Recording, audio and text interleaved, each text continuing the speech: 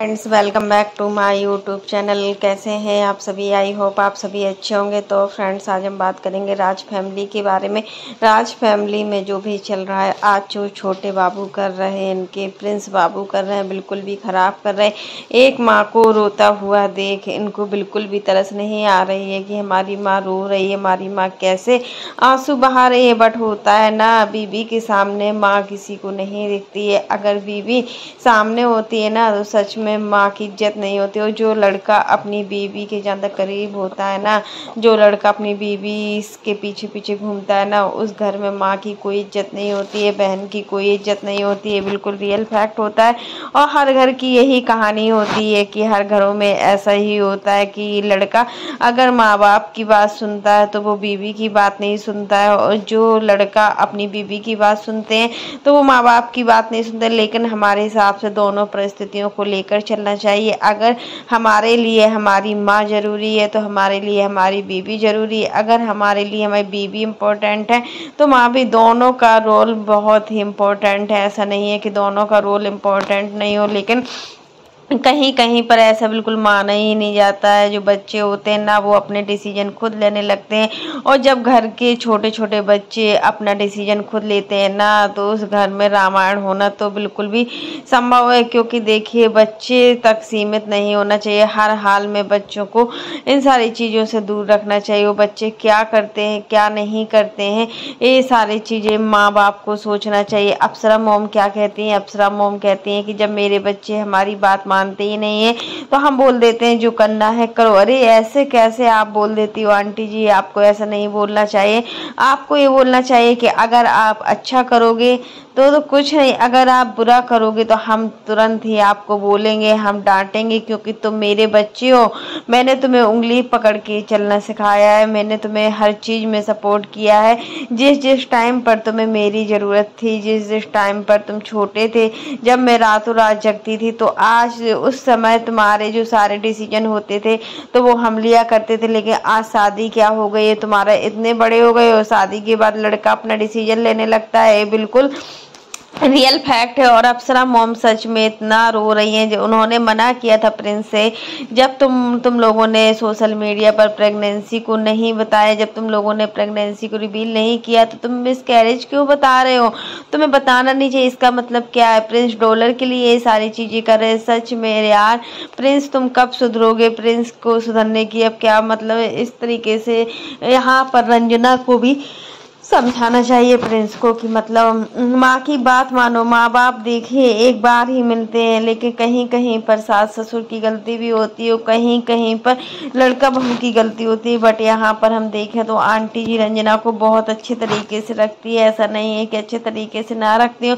सारे मैड लगे हुए हैं, सब कुछ लगा हुआ है घर में, सिर्फ चलने फिरने का काम है। उसी में जब तुम्हें पता चला था अम्बाला में कि तुम प्रेग्नेंट हो, तो तुम्हें श्रीनगर नहीं जाना था। आखिर तुम श्रीनगर क्यों गई? तुम मतलब वहाँ से इतना चली फ्री हो। देखो 3 महीने इस तरीके के होते हैं कि हम कहीं भी बाहर नहीं जा सकते, सिर्फ डॉक्टर के यहाँ दिखाना जाना होता है।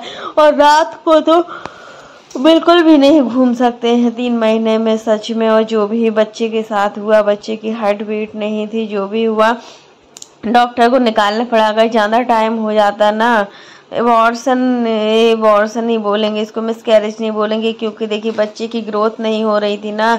तो खुद से जो डिसीजन लेते हैं ना, अगर बच्चा मतलब ख़राब नहीं है, अगर खुद से डिसीजन लेते हैं तो एबॉर्शन होता है। मिसकैरेज तो वो होता है जब अचानक ही बहुत ज़्यादा दर्द होने लगे, ये सारी चीज़ें होती हैं और ब्लीडिंग स्टार्ट हो जाती है, तब वो कहलाता है मिसकैरेज।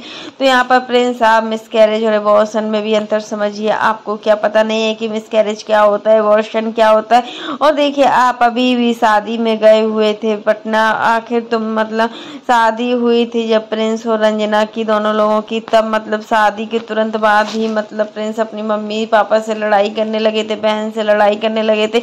यहाँ तक कि रंजना को लेकर ये लोग अपने ससुराल में बने हुए थे। और जब देखिए कितना लंबा कंट्रोवर्सी खींची थी। और जब प्रिंस बोल रहे थे कि मम्मी आज तुम मेरी गाड़ी में पहली बार बैठी हो, तो माँ आज हमें बहुत ज़्यादा खुशी हो रही है, तो प्रिंस इस तरीके की बातें करते हैं सोशल मीडिया पर। क्या मतलब अगर बेटा करता है तो फिर बेटा अगर करेगा ना तो बहू भी करेगी, ये बिल्कुल रियल फैक्ट होता है। और यहाँ पर रंजना भी, हम पहले रंजना को बहुत ज़्यादा संस्कार मानते थे, बहुत संस्कार वाली है, आज भी हम रंजना को संस्कार वाला मानते हैं। बट ये सारी चीज़ें जो हुई हैं वो कहीं ना कहीं हमारे लिखा होगा तो हुई होंगी। अब काफ़ी लोग कहते हैं कर्म इस बार, कर्मों का असर पड़ता है। अगर नेहा की माँ को बद्दुआएं दी गई थी तो ये सारी बद्दुआएं मिली, तो ऐसा कुछ नहीं है, जो होना होता है वही होता है। तो वही सारी चीज़ें मतलब हुई हैं, लेकिन प्रिंस को अपनी माँ की एक रत्ती फिक्र नहीं है। वो तो चाहते हैं कि माँ नाम का कोई शब्द ही नहीं है। और यहाँ पर हम देखते हैं कि मतलब राज फैमिली के बड़े बेटे और बड़ी बहू का भी वीडियो आता है। उस वीडियो में वो लोग बताते हैं कि वीडियो नहीं छापना चाहिए था, जब आपने प्रेगनेंसी को रिवील किया ही नहीं था तो आपने मतलब प्रेगनेंसी को मतलब मिसकैरेज को क्यों बताया। और देखिए ये वीडियो भी इनका ट्रेंडिंग में चल गया, इसमें कम से कम 6 लाख व्यूज आए हुए हैं। सारे जो वीडियो हैं इनके अभी इस समय ट्रेंडिंग में चल रहे हैं, हर चीज़ मतलब। तो कहीं ना कहीं प्रिंस ने गलती की है। इस बार हम प्रिंस की गलती को ही मानेंगे कि प्रिंस ने गलती की है, और जो गलत होता है तो उसको गलत ही बोला जाएगा, उसको कोई आके सही नहीं बोल देगा। पिछली बार जब अंशु का मिसकैरेज हुआ था ना, तो उस टाइम पे अंशु पर क्या बीती थी ये सिर्फ अंशु ही जान सकती है, क्योंकि जो कुछ हमारे साथ होता है ना, अच्छा हो या बुरा हो, उसका फील हम खुद ही कर सकते हैं। और अंशु के साथ भी सच में बहुत ही बुरा हुआ था कि उस लड़की की तो एज भी बहुत कम थी, और इस एज में इतना सारा सब कुछ सहन किया था। प्रिंस ऐसे यही कहेंगे, अगर अप्सरा मोम से यही बोलेंगे कि अगर आपकी माँ बाप, अगर आपकी मम्मी पापा तो थे नहीं अब, लेकिन आप ऐसी गलती मत कीजिए, अपने बेटों को अच्छे से अच्छा सिखाइए। एक बड़े बेटे जो सोशल मीडिया पर सारी इज्जत को खो चुके हैं, सोशल मीडिया पर आने के बाद वो कितने सपने लेकर आते हैं। जब कोई सोशल मीडिया पर आता है ना तो उसके बहुत सारे सपने होते हैं कि हम ऐसा करेंगे, हम वैसा करेंगे, लेकिन यहाँ पर सचिन ने पूरे सबके सपने मतलब खराब कर दिए। नेहा के साथ जो भी चीजें हुई उस चीजों को लेकर अब निगाहें किस तरीके से देखते हैं आदमी इनकी साइड, वो सभी को पता चलता है कि किस तरीके से लोग बाग इन पर नजर रखे हुए हैं। लोग बागों का काम है बोलना, और लोग बाग तो बोलेंगे। और सोशल मीडिया का देखिए एक भी बंदा सचिन के काम नहीं आए। सचिन के जो काम में आए हैं वो उनकी खुद की फैमिली आई है, उनकी खुद की पत्नी आई है, खुद के माता पिता, खुद की बहन आई, और उसी माता पिता को किस तरीके से टॉर्चर करते थे, किस तरीके से बोला जाता था उन्हीं माता पिता को। आज अप्सरा मोम रो रही हैं तो उनकी आंखों में बहुत दर्द है, और मतलब इनका जो दर्द है ना वो हम लोग बहुत अच्छे से समझ रहे हैं कि आखिर हर किसी को एक उम्मीद होती है कि उनके घर में छोटे बच्चे आएंगे, नाती पोते आएंगे तो वो लोग अच्छे से खेलेंगे, बच्चों को अच्छे से संभालेंगे। लेकिन उनको ये थोड़ा ना पता था कि इतना कुछ हो जाएगा, और मतलब वो खुशियाँ एक पल में ही चली गई। इतनी खुशियाँ थी अप्सरा घर के मॉम के घर में कि कुछ बता नहीं सकते, हर चीज़ का आराम था।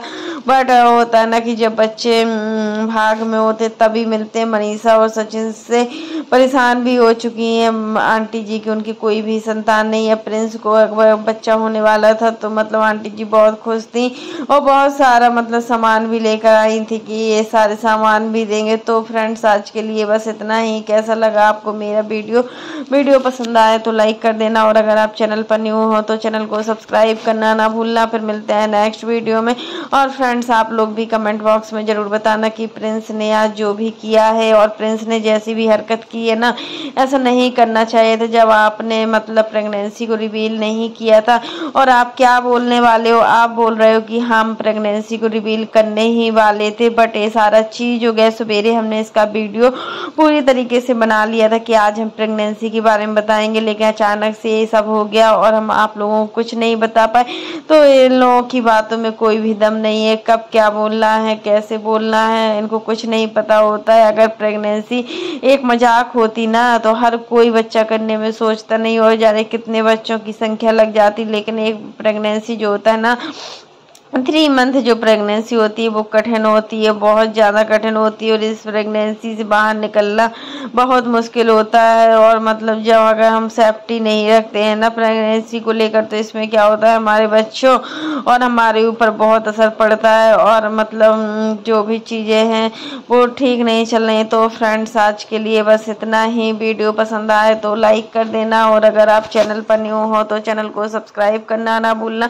फिर मिलते हैं नेक्स्ट वीडियो में, तब तक के लिए bye, take care all of you.